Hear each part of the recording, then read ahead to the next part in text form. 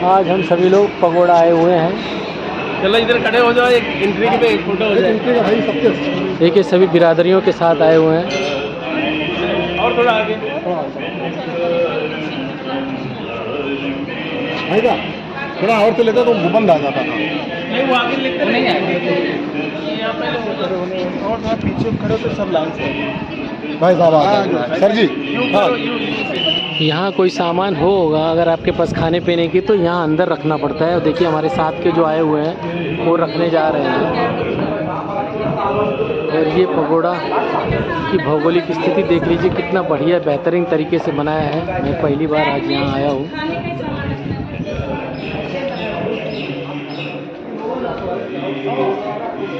महिलाओं के लिए अलग कतार होती है।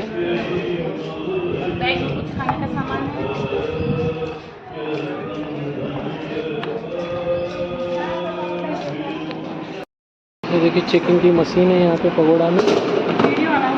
अलाउड नहीं।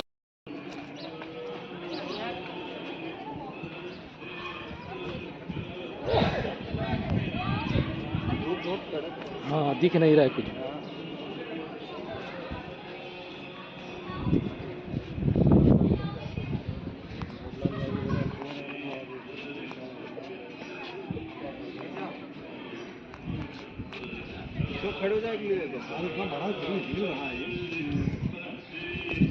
यहाँ देखिए एक शांति का संदेश है। देखिए यहाँ एक मैसेज है, बजा नगाड़ा धर्म का गूंजे चारों ओर। ये तथागत की ओर से एक ऐसा मैसेज दिया गया है। और यहाँ पर देखिए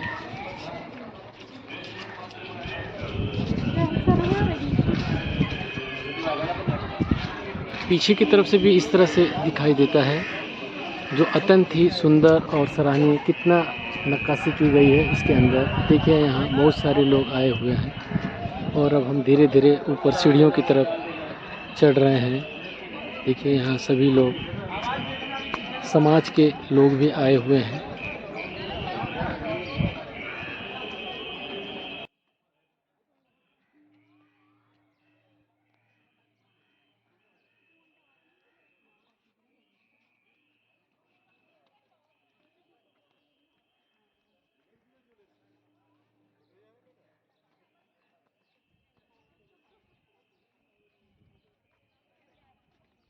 देखिए यहाँ पर धर्म के ऊपर बहुत सारे संदेश दिए गए हैं।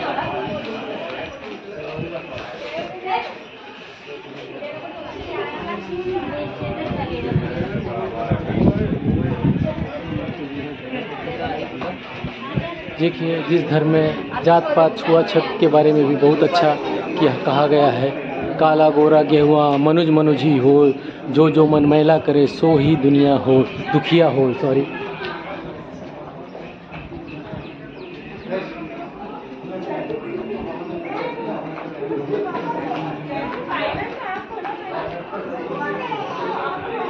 देखिए यहाँ बहुत सारे सुंदर सुंदर विचार लिखे हुए हैं। यदि हम इस पर पालन करें तो हमारा जीवन सुखमय हो जाए। जाति वर्ण का गोत्र का चढ़ा शीस अभिमान, शुद्ध धर्म को छोड़कर भटक गया नादान। जो आज हमारा देश जात पात धर्म ऊंच नीच में भटका हुआ है, उसके बारे में यहाँ बहुत अच्छा संदेश दिया गया है। लोग अगर इसका पालन करें, तथागत के मार्ग पर चलें, तो हमारा देश कितना प्रगतिशील और दुनिया में अपना नाम रोशन करे।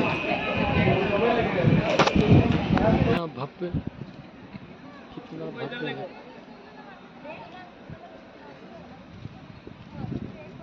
ये हमारे भाई देखिए सेल्फी ले रहे हैं। एकदम सुंदर, अति सुंदर।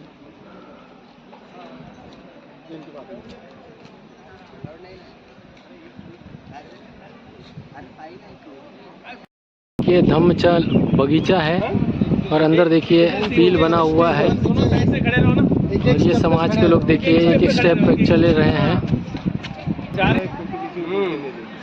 ये धम्म चक्र है। यहाँ पे देखिए कितने सारे लोग अपना फोटो खिंचवा रहे हैं।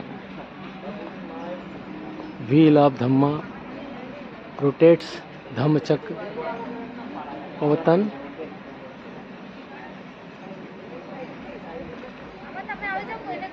ये तथागत की कितना बढ़िया सुंदर रमणीक स्थान है। आओ इधर खड़े होता। देखिए देखिए, बहुत बढ़िया बेहतरीन कला का नमूना है। हमारे देश में इस तरह की कला पाई जाती है और हम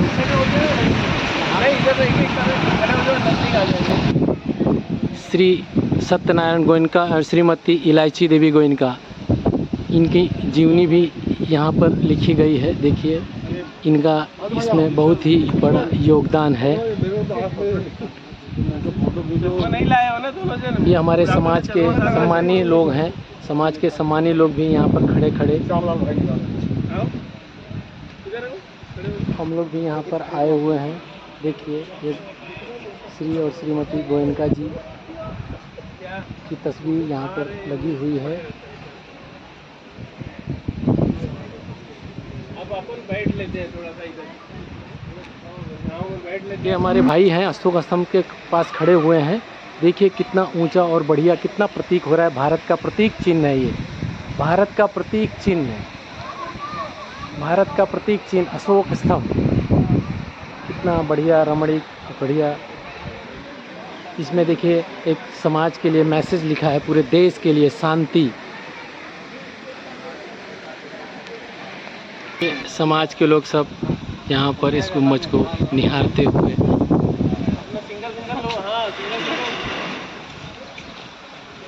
देखिए कितने ऊंचाई पर स्थित है।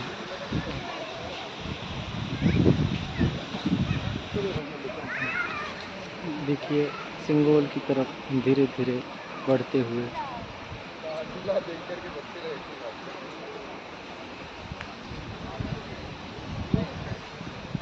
पूरी तरह से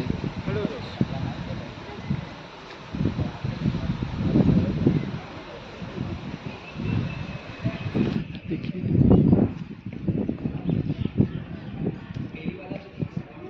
विपासन केंद्र है। कितना भव्य है, कितना सुंदर है, रमणीक है। यहाँ पर शांति बना कर रखना पड़ता है, इसलिए मैं धीरे धीरे बोल रहा हूँ।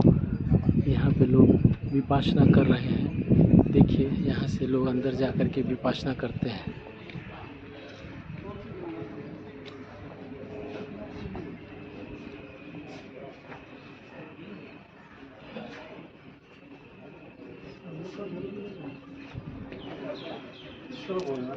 यहाँ विपासना करने वाले लोग आते हैं। वीडियो निकालना मना है, लेकिन फिर भी हम नीचे तो देखिए इतना अंधेरा है।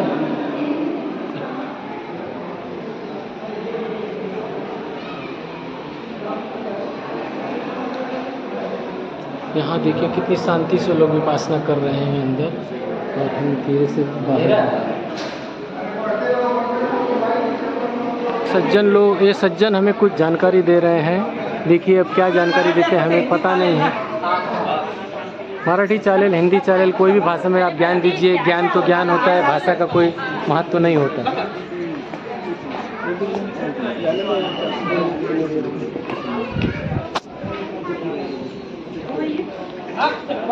आवाज होता है माझा? आवाज आ रहा है वाटत?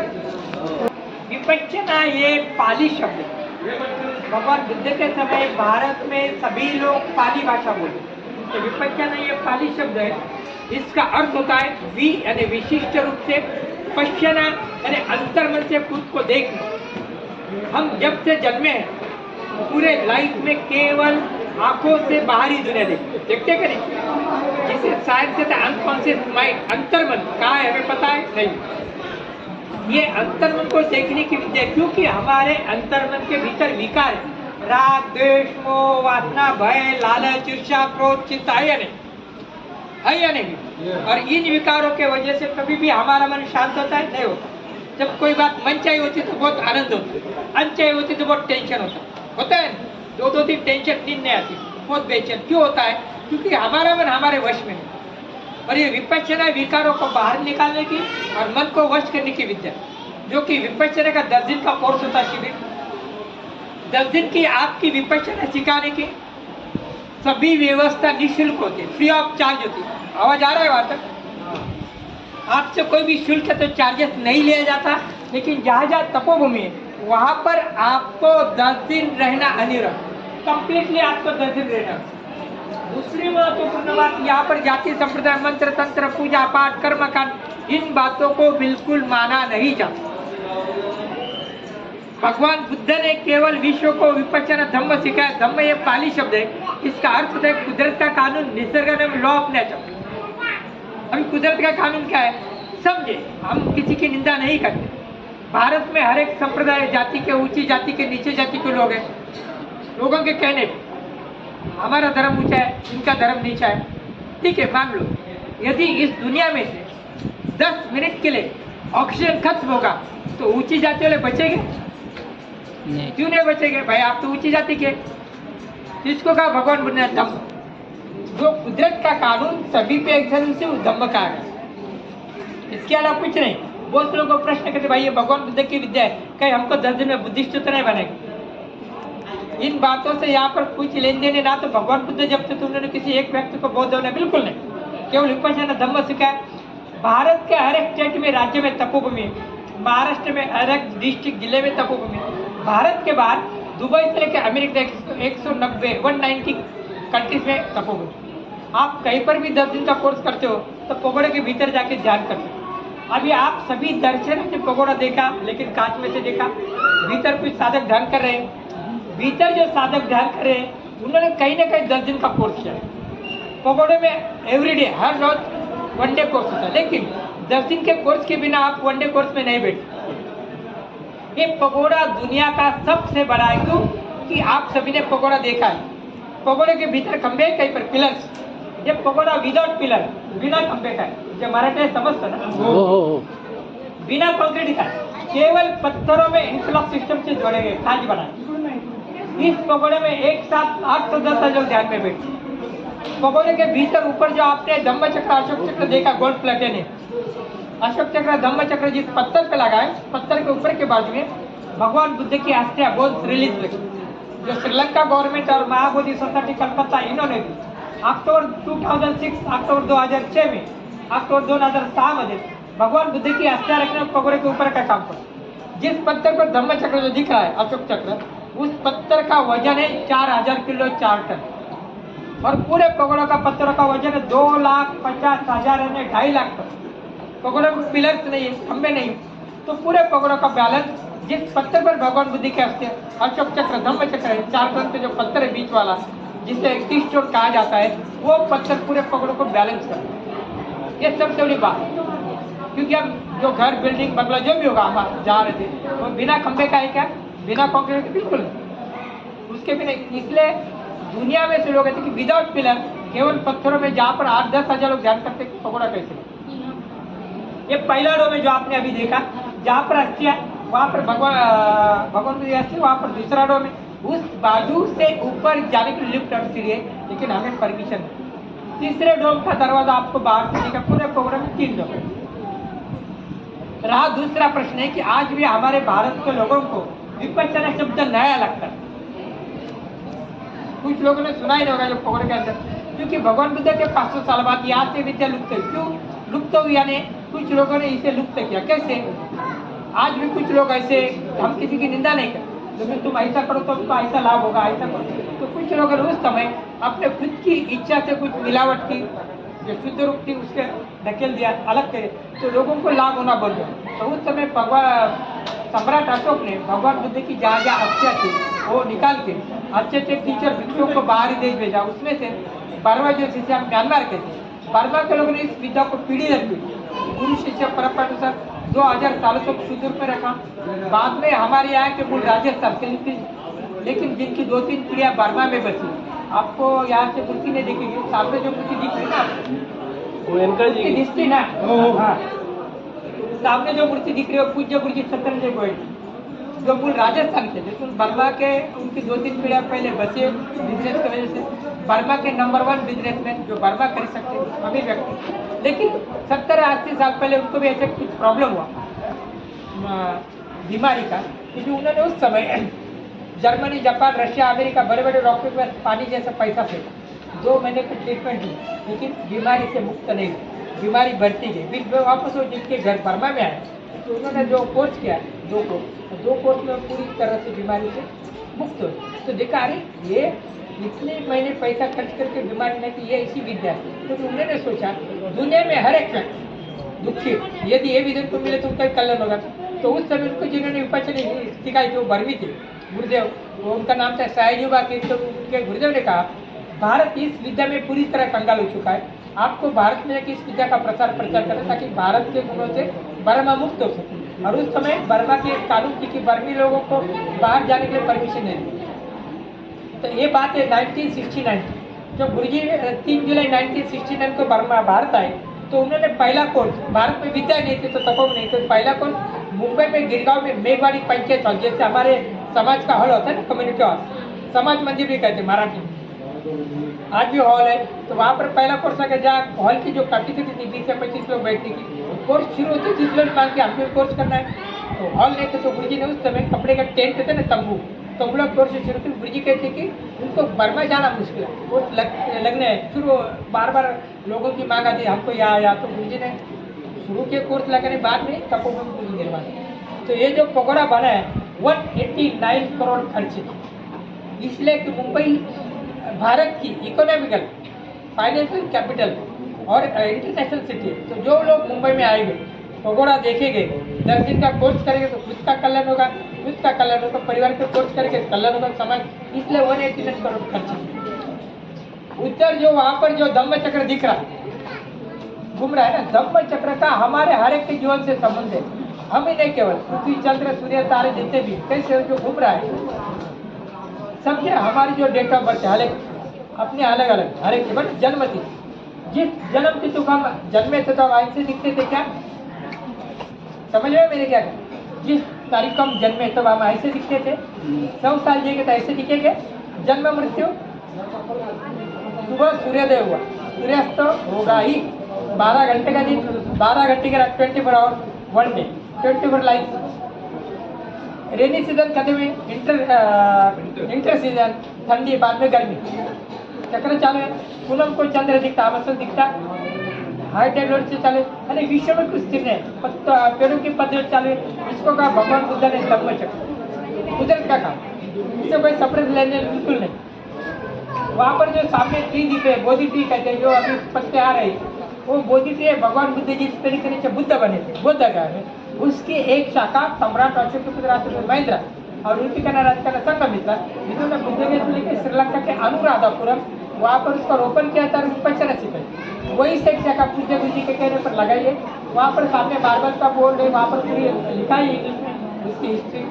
आगे गुरुजी उनकी पत्नी माता की मूर्ति है, अशोक स्तंभ उनके गुरुजी की। यहाँ पर हम लोग 10 मिनट की विपासना के लिए आए हुए हैं। देखिए बैठे हैं, 10 मिनट शांति का पाठ करेंगे। ये सब लोग बैठेंगे।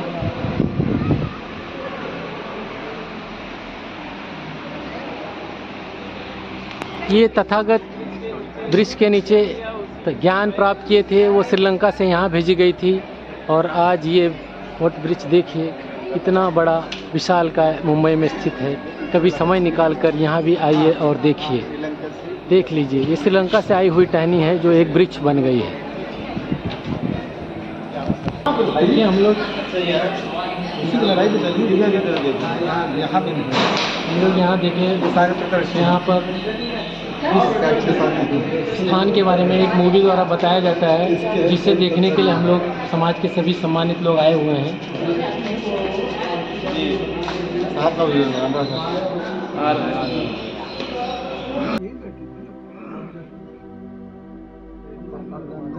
यहाँ इस पगोड़ा के बारे में विस्तृत जानकारी दी जाती है, जिसे देखने के लिए हम सभी लोग, एक प्रकार से हॉल है, सिनेमा हॉल की तरह बनाया गया है, जिसे देखने के लिए हम सभी भाई लोग आए हुए हैं। दोनों जने का काम दे दी जाए के लिए कोई बात जहाँ लगा दो पीछे तो नहीं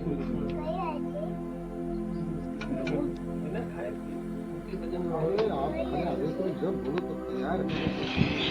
तथागत की इतनी बड़ी मूर्ति यहाँ पर लगी हुई है, देख लीजिए।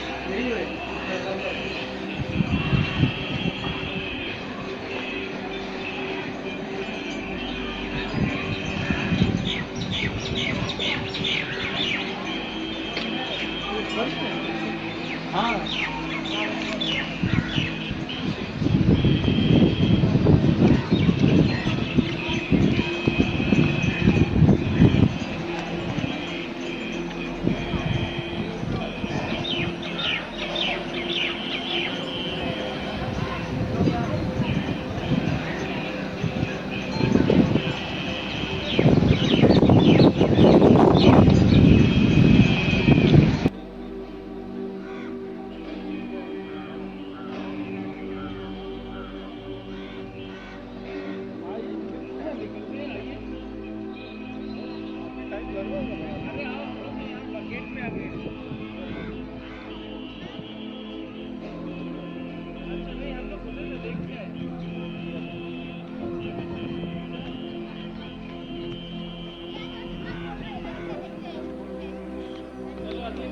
यहाँ देखिए, देखिए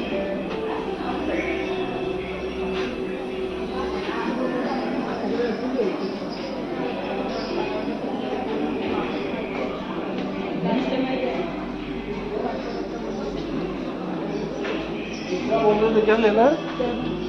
वो घंटी ले ली, किताबों का भी।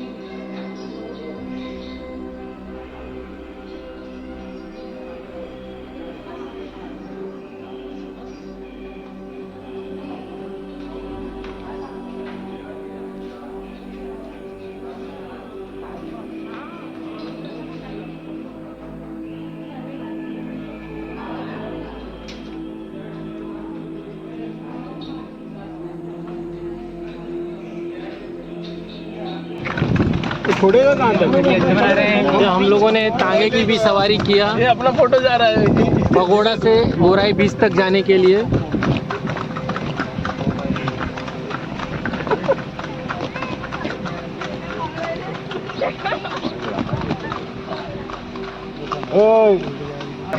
यार बहुत टाइम लेगा, लेकिन मजा तो जीता है।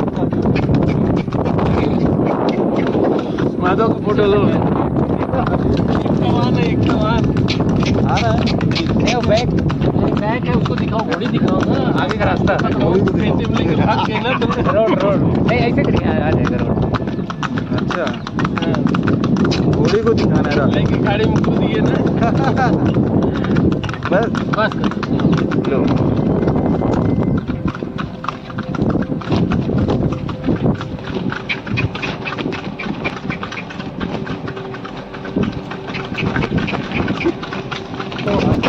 तांगे की भी सवारी की। कहाँ लोग खास गाड़ी दौड़ा रहा हो, ऐसी गाड़ी को बचा क्या सोच रहा हो? नहीं, मैं गांव में मैं बैठा हूँ ना स्टॉप। हाँ एकदम। ये तुरंत गाड़ी से उतरने के बाद इससे ट्रेवल। लोगों ने बोट से भी यात्रा किया बोरीवली घर जाने के लिए, इसमें बहुत ही मजा आया। जिसमें कि बहुत ही मज़ा आया।